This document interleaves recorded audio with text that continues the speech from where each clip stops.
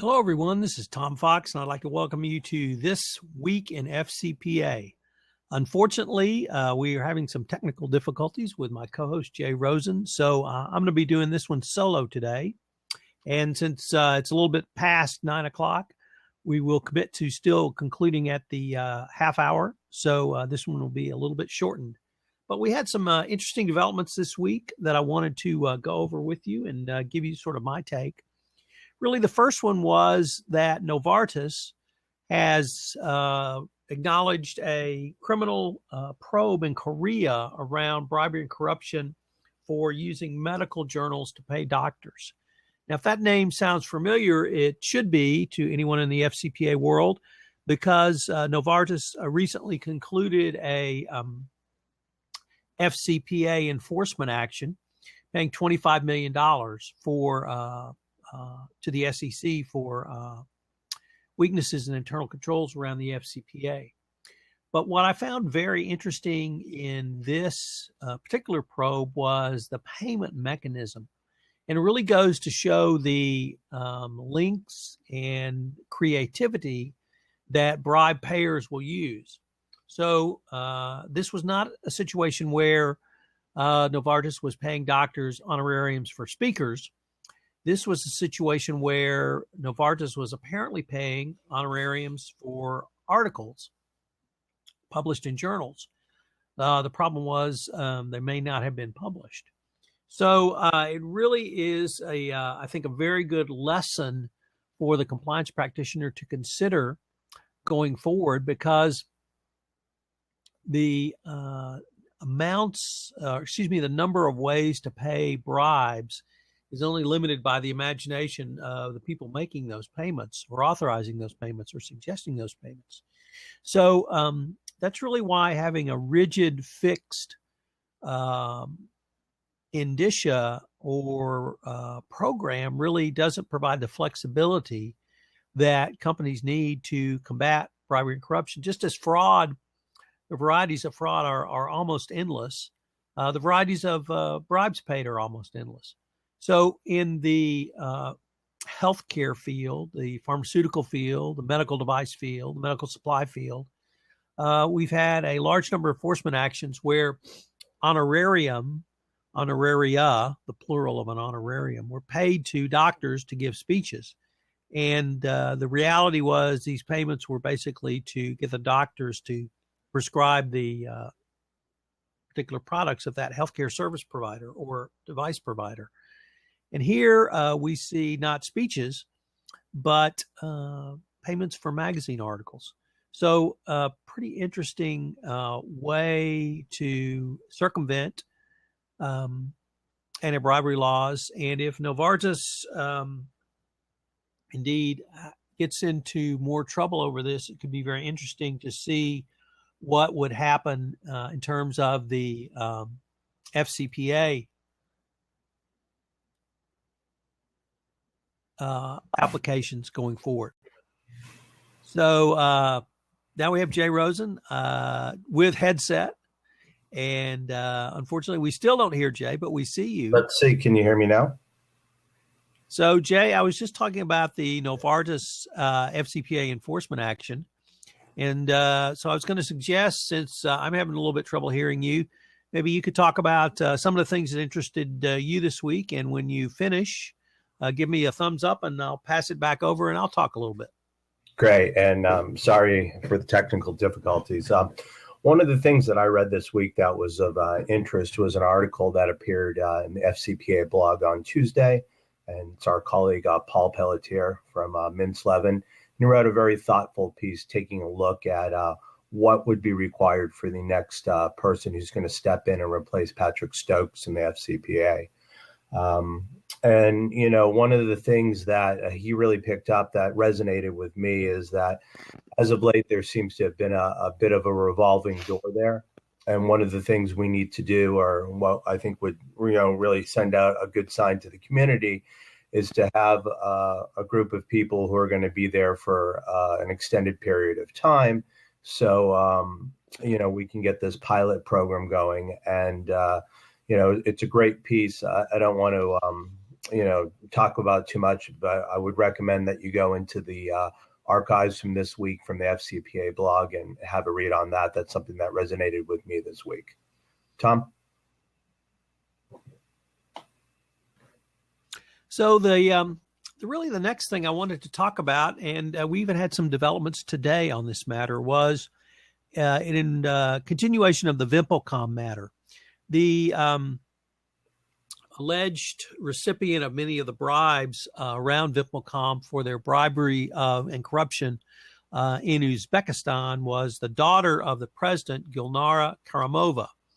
And Ms. Karimova directed contracts to VimpelCom, and she received pretty hefty payments in the neighborhood of, perhaps as much as $500 million. Obviously, the VimpelCom enforcement action focused on the bribe payer, VimpelCom, as you would expect under the FCPA, but there's some other American laws which may be used to go after the bribe receiver. And in this case, the Kleptocracy Act was used to enjoin release of certain funds from U.S. and Swiss banks under the control of Ms. Karimova. And earlier this week, the Department of Justice moved to enforce those or forfeit those funds because there had been no response filed to the kleptocracy action that was filed. And today it was reported in the Wall Street Journal, thank you, Stephen Dockery, that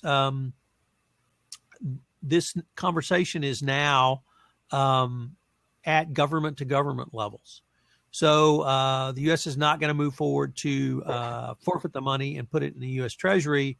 The government of Uzbekistan claims the money is due to it because it was the one who was really defrauded.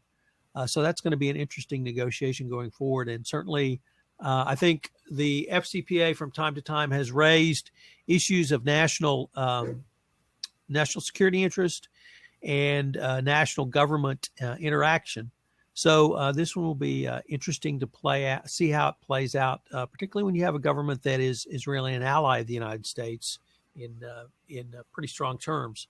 So it's going to be interesting to see that. But the Kleptocracy Act is part of the tools or in the arsenal of the U.S. government to fight corruption going forward. So back over to you, Jay. Okay. How about now? Do you hear me? Nope. Nope. Can you hear me? I can hear you fine now. Okay, great. So, I think have we seen more actions brought under the Kleptocracy Act as of late, or where would you say historically that kind of fits in as a tool for the U.S. government to use? Okay.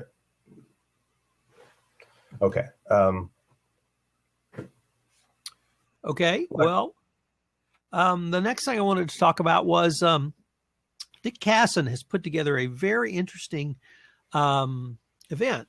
As many of you know, Dick Casson is the editor and founder of the FCPA blog, the oldest blog dedicated to FCPA in our compliance space. And Dick is certainly the godfather of the FCPA commentariat. Certainly been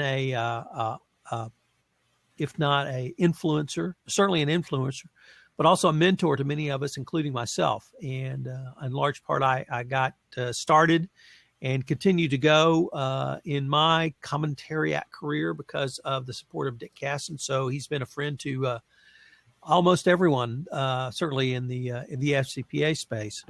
But he is putting together a conference in New York in October that I think is going to be very interesting. First of all, it's interesting because Dick has really never done this before. He's certainly spoken, but this will be the first FCPA blog event.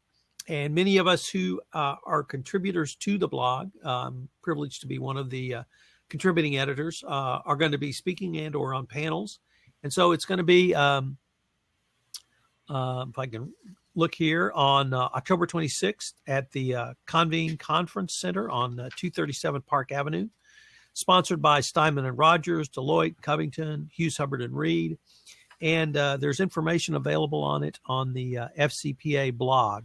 So Mike Shear has written a very nice post about it. And if you're in New York City, or you really would like to hear some of the most interesting commentators that I'm aware of out there, many of us are going to be there. So I hope you will consider joining us at the FCPA blog.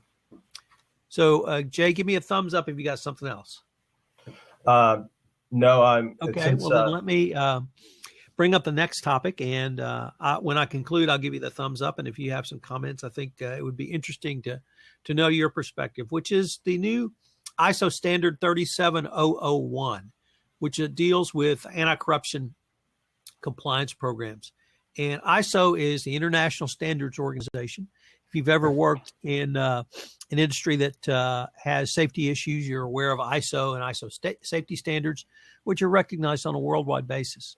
But ISO has written some anti-corruption, anti-bribery standards, and they are trying to get these. They will be a part of ISO, but whether they will receive a worldwide backing is still an open question. Now, as most people know, there's really no trade secrets or secret sauce to having an effective compliance program. It was laid out as long ago as 2004 by the Department of Justice. It's been refined going forward. Obviously, we have the 10 hallmarks of an effective compliance program. We have the 13 good practices by the OECD. We've got the 6 principles of an adequate procedures under the UK Bribery Act. Stephen Martin and Paul McNulty have the 5 elements of a good compliance program. So the elements are the same. Some of the emphasis may be a little bit different. Some of the elements may be broken out into subparts. Nevertheless, the question is, should there be one standard kind of across the globe? And I really have not come to a firm conclusion on that. What does concern me, though, is that if there is one standard, will companies default back to what they traditionally do, which is saying, well, I met the standard, I don't have to do anything else. And that's the way the corporate world tends to work. And it's sort of the same problem with a compliance defense, that once you put a compliance program in place, management will say, well, I've got all I need, nothing will happen to me, and they don't understand that you actually have to do compliance. The Panama Papers and Unaoil case, I think, really tie into this in a way that most people hadn't thought about before, and that is particularly with Unaoil and self-certification, where Unaoil received the Trace certification, and Unaoil basically lied to Trace to get that certification. So the certification in the case of Unaoil was worthless, except that Unaoil used that going forward. And it's clear that they made misrepresentations to Trace. They admitted that, and that was part of the Huffington Post original news story. Nevertheless, who's going to test these ISO standards? And how are these standards going to be reported? And I've been through ISO audits for safety. You know, perhaps ISO will come in and audit your compliance program to give it an ISO certification. But the question is going to be, what's the value of that ISO certification? And unfortunately, it really doesn't matter what the value of that certification is, because if you are sitting across from a company that has the ISO certification, you're still going to have to do compliance. So it's going to be interesting to see that, and I'm not quite sure what all that means. So Jay, do you have any thoughts on that? Okay, let me try again. I think, Tom, you bring up some good points there about, you know, if you have a level playing field, there's going to be certain baselines that people are going to be judged by, but you still have the problem of somebody not being truthful. So in one sense, you're offering an apples to apples comparison about where things stand. But to your point, corporate America and most of the world corporate in the past has taken the easy way out of checking a box and moving on. So I think, you know, it still remains for the compliance practitioner to be vigilant, and you've got to dig deeper, and you really got to ascertain that what is being said is actually truthful. Okay, well, we're nearly at the bottom of the hour, or bottom of the half hour. So I promised everyone we'd finish up by 9:30. I also promised that we'll try to get these technical difficulties cleared up before our next weekly session. So I hope you've been able to hear Jay, because I'm sure, as always, he's had some very witty and insightful things to say. So Jay, why don't you at least wave to the audience? All right. Thanks, everyone. And we look forward to visiting with you again next week.